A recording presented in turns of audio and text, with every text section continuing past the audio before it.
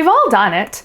We've been at a yarn shop or a yarn festival, and from across the room, a beautiful skein of yarn catches our eye. It is gorgeous. It is so soft. And before we know it, we are at the register and we're buying that beautiful skein of yarn. We just know it is going to make the perfect project someday. Fast forward a couple of years, or 3 or 5, and that sad skein of yarn is still sitting in our stash. And that's because we just didn't have a plan for it. We never really knew what we were going to do with it. Today we are breaking that cycle. I have 6 rules that are going to help you yarn shop like a pro and never waste money on yarn again. The first rule of impulse buying yarn is simple but crucial. Know yourself. Obviously, this gets easier the longer that you've been knitting. But before you take that impulse yarn or souvenir yarn to the register, take a few seconds to think about the weight of yarn you actually enjoy working with and the types of projects that you really finish, not what an imaginary version of you might knit. Are you someone who really likes to work with beautiful fingering weight skeins that are going to provide you hours of cozy knitting? Or are you an instant gratification knitter and you would prefer to work with tonal yarns that are going to work up quickly and keep you warm and cozy? Because let's face it, here's the honest truth. It doesn't matter how drop dead gorgeous that lace weight mohair skein is on the shelf. If you hate working with lace weight mohair, you're never going to work with it. I actually just put this rule to the test when I was on my recent vacation.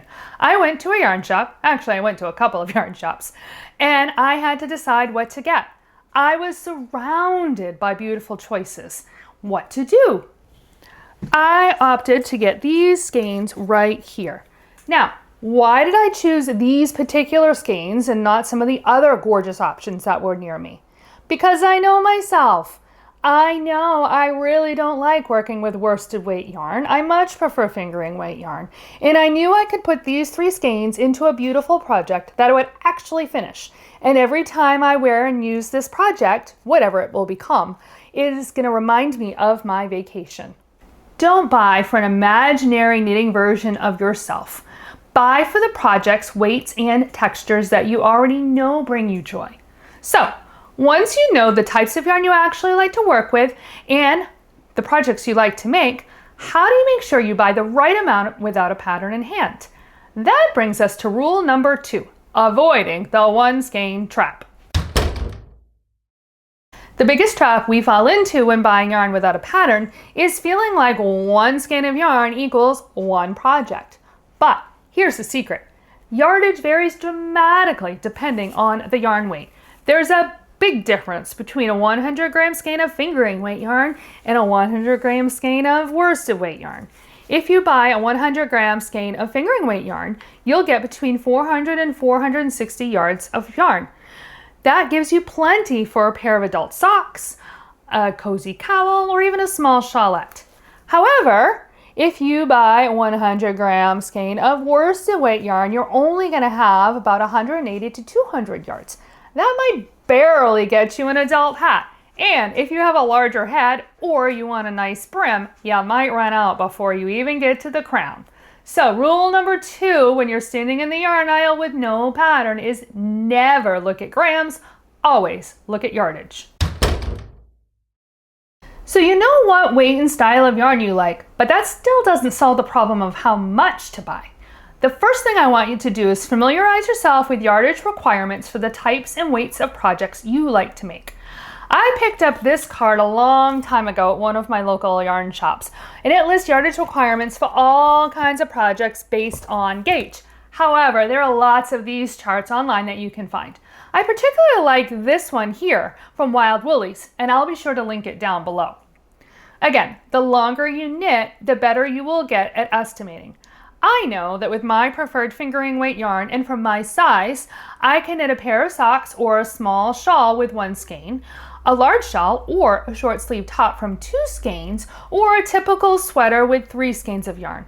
If I really love the yarn and I want to have maximum flexibility, I will buy 4 skeins.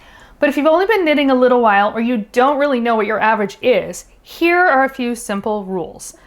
Category 1 is the single skein rule. If you're only going to buy 1 skein, make sure that it is fingering or sock weight yarn. You'll have at least 400 yards, and that is the universal threshold for a complete accessory. Category 2 is the 2-skein sweet spot. If you fall in love with sport, DK, or worsted weight yarn, always buy 2 skeins. 2 skeins, roughly 400 to 500 total yards, is the magic sweet spot. This unlocks full-sized wraps, generous cable cowls, matching hat and mitten sets, or substantial shawls. Category 3 is the sweater quantity, also known as SQ. If you see a DK or worsted yarn and think, I just have to wear this on my body, do not buy 2 or 3 skeins hoping to figure it out later. That never works well. For an adult sweater, you're going to need a minimum of 5 to 6 skeins of the exact same dye lot. Going back to my souvenir yarn, I had 2 goals. I knew I wanted a skein of yarn for socks, and I decided I wanted to select 3 skeins that would work together to make a 3-skein shawl. Now, what happens if you find a colorway you adore, but there are only 3 skeins left on the shelf? Or what if it is a high contrast variegated yarn that might look crazy on a sweater? That is where fiber content, color strategy, and a quick phone trick come in. So let's dive into those next. Now that you know how many skeins to grab, the next thing to check is the fiber content. The fiber content will help you to figure out what the yarn wants to become, and more importantly, what it will refuse to work for. First up, you have your high elasticity fibers. This is your wool, alpaca, basically any of the animal fibers. They are very squishy and bouncy, and they are very forgiving. If you're buying yarn on a whim, wool is going to be your best bet. It works for pretty much anything. Cables, socks, hats, sweaters. It's forgiving, it blocks well, and it holds its structure. Now compare that to low elasticity or high drape fibers, things like linen, silk, bamboo, or cotton, plant fibers. They might feel amazing in your hands, but they really have no bounce. If you buy that gorgeous 100% skein of silk or linen without a pattern, keep in mind it's not going to hold a snug cuff or a bouncy cabled sock. It wants to be a breezy summer top, a flowing shawl, or a lightweight cowl. So before you buy, give it the squish test. If it bounces right back, it's versatile. If it sags or drapes, it's better reserved for summer tops. This brings us to the biggest visual trap in the entire yarn shop: colorways. We've all fallen in love with that one wild, multicolored skein in the bin. It has beautiful colors, neon speckles, 3 different pops, and it looks like party on a hanger. Here is my golden rule for wild, highly variegated or speckled colorways. Keep them to single skein projects or accessories. Speckled variegated yarns look incredible on socks or cowls with a simple stitch pattern. However, if you try to take a really speckled yarn and put it into a complex sweater, one of 2 things is going to probably happen. The busy colors will completely swallow your stitch work, your hard stitch work, or the colors could pool in really strange patches across your chest. If you're buying a sweater quantity or yarns for a large multi-skein project like a large wrap or shawl, your best bet is to stick to tonals or semi-solid colorways. Tonal yarns have subtle shifts in the yarn, like going from a light denim to a dark navy without a sudden contrast.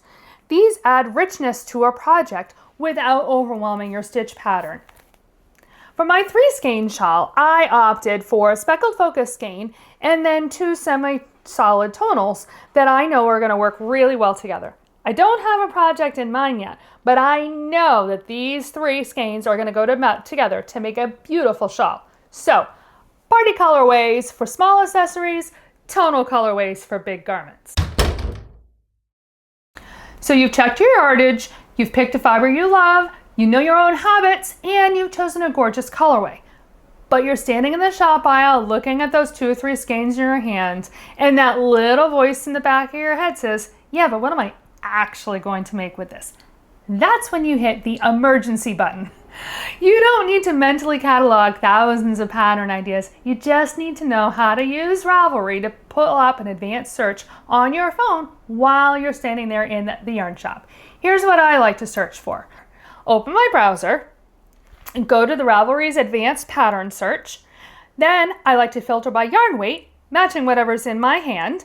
then filter by total yardage, and finally by the type of project that I want to make. I then have lots and lots of different projects that I can choose from, and I can confirm that I will indeed have enough yarn for the project that I want to make, even if I decide to change my mind later. Buying a yarn without a pattern doesn't have to end in stash regret.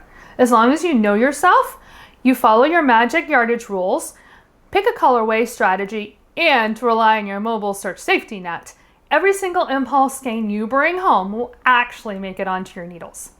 I would love to know, what is the oldest impulse skein you have sitting on your shelf right now, and what is the weight of it?